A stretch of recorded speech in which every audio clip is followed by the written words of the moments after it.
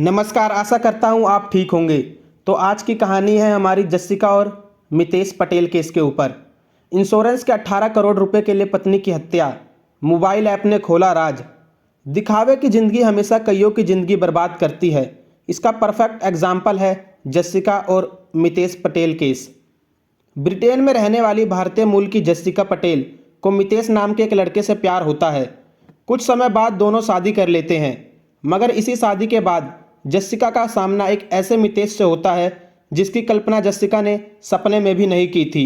शादी के बाद पहले ही दिन से जessiका की ज़िंदगी नरक जैसी हो जाती है और फिर इस ज़िंदगी का अंत इतने दुखद तरीके से होता है कि सुनकर आपकी आंखों में भी आंसू आ जाएंगे। तो आखिर जessiका के साथ क्या हुआ था और इस पूरे मामले में गुनहगार कौन था? इस केस से 18 करोड़ रुपए का इंश्योरेंस का क्या कनेक्शन था? तो कहानी शुरू होती है। भारतीय मूल की जessiका पटेल ब्रिटेन में फार्मेसी की पढ़ाई के दौरान एक कॉलेज में मितेश पटेल से मिलती है। मितेश पटेल भी एक भारतीय मूल के थे, तो दोनों की मुलाकात होती है और धीरे धीरे वो मिलते हैं। मिलने के दौरान ही उनकी दोस्ती हो जाती है और दोस्ती कब प्यार में बदल जाती है उन्हें भी पता नहीं चलता। जessiका मितेश पटेल से बहुत प्यार करने लगती है। फिर वो दोनों शादी करने का फैसला करते हैं और फिर वो दोनों अपने परिवार वालों से इस बारे में बात करते हैं। घर वालों को भी इस रिश्ते से कोई आपत्ति नहीं होती क्योंकि दोनों समझदार थे, पढ़े लिखे थे, तो वो इस रिश्ते के लिए मान जाते हैं। फिर जुलाई 2009 को ही बड़ी धूमधाम से जessiका और मितेश की शादी हो जाती है। शादी के कुछ साल बाद जessiका और मितेश अपना घर छोड़कर लिंथोरपर में रहने चले जाते हैं। यहीं जessiका और मितेश दोनों मिलकर रोमन रोड पर एक बड़ी सी फार्मेसी की दुकान भी खोलते हैं। इस फार्मेसी से ही कुछ दूरी पर ये दोनों एक बड़ा सा घर भी ले लेते हैं। यहाँ जessiका और मितेश का बिजनेस काफ़ी अच्छा चल निकलता है। अब इन लोगों के पास अपना एक अच्छा सा बिजनेस था, काफ़ी पैसा था, मगर अब भी इनकी ज़िंदगी में एक चीज़ की कमी थी और वो ये थी कि शादी के कई साल बीत गए थे मगर जessiका अब तक माँ नहीं बन पाई थी। कई साल तक जब जessiका माँ नहीं बन पाती तो वो मितेश के कहने पर IVF तकनीक के सहारे माँ बनने की कोशिश करती है, मगर IVF के पहले 3 अटेम्प्ट भी फेल हो जाते हैं। मगर IVF की चौथी कोशिश में कुछ चमत्कार सा होता है और 9 मई 2018 को जessiका के डॉक्टर बताते हैं कि इस बार की कोशिश कामयाब रही है। ये खबर सुनकर जessiका काफ़ी खुश होती है। अभी IVF वाली खुशखबरी मिले कुछ ही दिन हुए थे कि अचानक इस परिवार में कुछ ऐसा होता है कि खुशी मातम में बदल जाती है। तारीख थी 14 मई 2018, रात के 8:20 पे जessiका का पति ब्रिटेन की नेशनल इमरजेंसी रिस्पॉन्स सर्विस पर 999 पर फ़ोन करता है और कहता है कि ऐसा लग रहा है कि उसके घर में चोरी हुई है और लुटेरों ने मेरी पत्नी पर भी हमला किया है, उसके हाथ पैर बंधे हुए हैं। इसके बाद मितेश के घर एम्बुलेंस और पुलिस आ जाती है। इसके बाद डॉक्टर जessiका की जांच करते हैं और शुरुआती जांच के बाद ही डॉक्टर बता देते हैं कि जessiका की मौत हो चुकी है। फिर पुलिस जessiका की लाश को पोस्टमार्टम के लिए भेज देती है। साथ ही पुलिस जessiका के कातिल और लूटपाट करने वाले अपराधियों की खोज में भी लग जाती है। शुरुआती जांच में यह पता चलता है कि जessiका का आईफोन भी गायब हो चुका है। ये सब देखकर साफ पता लग रहा था कि मामला लूटपाट का है, मगर कुछ ही देर बाद पुलिस को एक बात खटकने लगती है कि घर में की गई घटना जरूर हुई है मगर घर में फोर्स एंट्री नहीं है, मतलब ज़बरदस्ती घुसने के कोई भी सबूत नहीं मिलते। इसके बाद पुलिस को यह पता चलता है कि घटना को जिसने भी अंजाम दिया है वो कोई जान पहचान वाला ही था। पुलिस इस बारे में जब मितेश से बात करती है तो मितेश बताता है कि जब मैं घर पर था तभी 7 बजे के आसपास जessiका ड्यूटी से वापस आई थी। जessiका के आने के बाद मैं बाहर पिज़्ज़ा लेने चला गया। फिर जब मैं पिज़्ज़ा लेकर वापस घर आया तो देखा कि जessiका यहाँ पड़ी हुई है। इसके बाद पुलिस ने मितेश के बयान ले लेती है और अपनी इन्वेस्टिगेशन चालू करती है। पुलिस घर की तलाशी लेती है। थोड़ी देर बाद घर के बाहर डस्टबिन में जessiका का आईफोन भी मिल जाता है। फिर पुलिस जessiका के फ़ोन की कॉल रिकॉर्डिंग और पूरे फ़ोन का डेटा निकलवाती है। साथ ही मितेश के मोबाइल की भी जांच पड़ताल शुरू करती है। जessiका और मितेश दोनों आईफोन यूज़ करते थे और दोनों के मोबाइल में हेल्थ ऐप मौजूद था। जब पुलिस जessiका के मोबाइल के हेल्थ ऐप के डाटा की जांच पड़ताल करती है तो पता चलता है कि 7:10 पर जessiका घर में दाखिल हुई थी। उसके बाद से उसके मोबाइल में कोई भी एक्टिविटी रिकॉर्ड ही नहीं हुई। हालांकि कुछ मिनटों बाद उसके मोबाइल में 14 स्टेप रिकॉर्ड होते हैं। इसके बाद मोबाइल में अगली एक्टिविटी रात के 8:40 पर रिकॉर्ड होती है, जब पुलिस वाले ने इस मोबाइल को घर के बाहर डस्टबिन से उठाया था। दूसरी तरफ पुलिस मितेश के मोबाइल के हेल्थ ऐप की जांच पड़ताल शुरू करती है तो पता चलता है कि ठीक उसी समय जब जessiका के मोबाइल में एक्टिविटी बंद हुई थी, मितेश के मोबाइल में एक्टिविटी एकदम से बढ़ गई थी। डाटा एनालिसिस से पता चलता है कि मितेश 7:30 के बाद अगले 10 मिनट तक घर में लगातार इधर उधर भाग रहा था। पुलिस को यह बात समझ नहीं आ रही थी कि इमरजेंसी कॉल करने से पहले वह घर में भाग क्यों रहा था। इसके अलावा भी पुलिस के मन में कई सारे सवाल थे।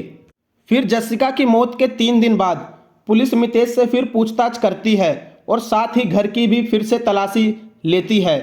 घर की तलाशी के दौरान पुलिस को घर में एक बड़े से सूटकेस में सीसीटीवी का हार्ड डिस्क भी मिल जाता है। जब उस हार्ड डिस्क की जांच की जाती है तो घटना वाले दिन यानी 14 मई 2018 को शाम के 7:10 पर जessiका काम से घर आती है। उससे पहले मितेश घर में मौजूद था। सीसीटीवी के मुताबिक शाम 7:40 के आसपास मितेश घर के बाहर जाता है और पिज़्ज़ा लाता है और करीब 8:20 पे मितेश वापस घर के अंदर आता है और फिर 8:22 पर इमरजेंसी हेल्पलाइन नंबर 999 पर फ़ोन करता है और फिर जो घर में घटना होती है वो भी बताता है। लेकिन अब सीसीटीवी की हार्ड डिस्क मिलने से साफ हो गया था कि ये सब मितेश ने ही किया है। अब पुलिस मितेश को अरेस्ट कर लेती है और उससे सख्ती से पूछताछ शुरू करती है। इस पूछताछ के बाद जो खुलासा होता है वो रोंगटे खड़े कर देने वाला होता है। मितेश के बयान के मुताबिक 7:10 पर जैसे ही जessiका घर के अंदर दाखिल हुई तभी पहले से ही मितेश ने सारी प्लानिंग कर रखी थी। मितेश ने पहले उसके गर्दन पर काफ़ी अधिक मात्रा में इंसुलिन का इंजेक्शन दे दिया। इसके बाद मितेश ने जessiका के मुंह पर बड़ा सा पॉलीथीन बैग डाल दिया। अचानक हुए हमले की वजह से जessiका जमीन पर गिर गई। इंसुलिन के ओवरडोज ने भी काम करना शुरू कर दिया और धीरे धीरे जessiका बेहोशी की हालत में चली गई। इधर मितेश ने प्लास्टिक बैग को जessiका के मुंह पर इस तरह लपेट दिया था कि जessiका सांस न ले पाए और धीरे धीरे बेहोश हो जाए और लगभग 20 मिनट के बाद जessiका की आखिरी सांसें भी थम गई। जब मितेश को यकीन हो गया कि जessiका मर गई है तो उसने जessiका के हाथ पैर बांध दिए और घर में इधर उधर भागने लगा। सारा सामान इधर उधर फेंकने लगा कि जैसे लगे कि घर में लूटपाट हुई है। इस सब के बाद उसने जessiका का मोबाइल बाहर रखे एक डस्टबिन में डाल दिया। फिर वो बाहर पिज़्ज़ा खरीद के लाया। फिर आने के बाद 8:20 पे इमरजेंसी हेल्पलाइन पर कॉल करके घर में जो घटना हुई उसके बारे में बताया। इस हत्या के बाद पुलिस मितेश से कत्ल करने की वजह पूछती है। फिर जो खुलासा हुआ वो और भी चौंका देने वाला था। मितेश के बयान के मुताबिक 2008 से 2009 में उसने जessiका के साथ जो प्यार किया और फिर शादी की थी वो बस उसकी एक बड़ी प्लानिंग का एक छोटा सा हिस्सा था। दरअसल मितेश एक गे था जिसे महिलाओं में जरा भी रुचि नहीं थी। क्योंकि मितेश का परिवार बेहद ही धार्मिक था, इसलिए मितेश अच्छे से समझता था कि उसका परिवार इस बात को कभी भी स्वीकार नहीं करेगा। इसलिए उसने जessiका की मासूमियत और भोलेपन का फ़ायदा उठाते हुए उसके साथ पहले प्यार किया और फिर शादी का नाटक किया। उसने जessiका के साथ शादी जरूर की थी, मगर शादी के बाद उसने एक बार भी जessiका के साथ शारीरिक संबंध नहीं बनाए थे। इसके बावजूद भी जessiका पूरी ईमानदारी से रिश्ते को निभाती रही, बस इसी उम्मीद में कि एक दिन सब ठीक हो जाएगा। मितेश एक तरफ जessiका से दूर भागता तो दूसरी तरफ हमेशा एक गे पार्टनर की तलाश में रहता। इसलिए उसने एक गे डेटिंग ऐप पर रजिस्टर भी करा था। इसी डेटिंग ऐप पर एक मुलाकात ब्रिटेन में रहने ही वाले भारतीय मूल के एक डॉक्टर अमित पटेल से होती है। डॉक्टर अमित पटेल भी गे ही थे। यही अमित और मितेश की दोस्ती होती है और फिर इन दोनों के मिलने जुलने का सिलसिला शुरू हो जाता है और ये दोनों ने कई बार शारीरिक संबंध भी बनाते हैं। मितेश अमित को लेकर इतना पागल हो जाता है कि उसी के साथ जिंदगी बिताने के सपने देखने लगता है। अमित के साथ मितेश की दिल लगी चल ही रही थी कि जसिका को कहीं से भनक लग जाती है कि मितेश एक गे है और वो एक लड़के के साथ रिलेशनशिप में है।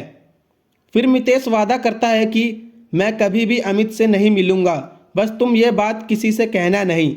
जसिका मितेश की ये बात भी मान लेती है। इसी के कुछ समय बाद मितेश जसिका को आईवीएफ के जरिए बच्चा जन्म देने का प्लान समझाता है। जसिका इस पर भी मान जाती है। आईवीएफ के पहले 3 अटैम्प्ट तो नाकाम हो जाते हैं, मगर चौथे अटैम्प्ट में कामयाबी मिलती है। सभी काफ़ी खुश होते हैं, मगर यह खुशी ज़्यादा देर नहीं रहती, क्योंकि अगले ही दिन मितेश जसिका की हत्या कर देता है। दरअसल मितेश आईवीएफ के लिए एक साजिश के तहत तैयार हुआ था। कथित तौर पर उसने अपने गे पार्टनर डॉक्टर अमित के साथ मिलकर प्लान बनाया था कि जैसे ही आईवीएफ के जरिए जसिका प्रेग्नेंट होगी तभी वो जसिका की हत्या कर देगा। इसके बाद उस फर्टिलाइजर एम्ब्रियो को लेकर डॉक्टर अमित के पास जाएगा और वहाँ सरोगेसी के जरिए बच्चे भी हासिल कर लेगा। साथ ही वो अमित से शादी भी कर लेगा और उसे पता था कि शादी के बाद उसे पैसों की ज़रूरत पड़ेगी, तो इसलिए उसने पहले ही जसिका का 18 करोड़ का इंश्योरेंस करवा रखा था, ताकि जब जसिका मर जाए तो वो उन पैसों के साथ डॉक्टर अमित के साथ नई जिंदगी की शुरुआत कर सके। मगर पुलिस ने ऐसा नहीं होने दिया और ये सारे राज खुलने के बाद जसिका की हत्या के तीसरे दिन पुलिस ने मितेश को जसिका की हत्या के जुर्म में अरेस्ट कर लिया। इसके बाद मितेश और अमित को कोर्ट में पेश किया गया। मितेश को तो उम्र कैद की सजा हुई, पर अमित के खिलाफ सबूत ना मिलने के कारण उसे छोड़ दिया गया।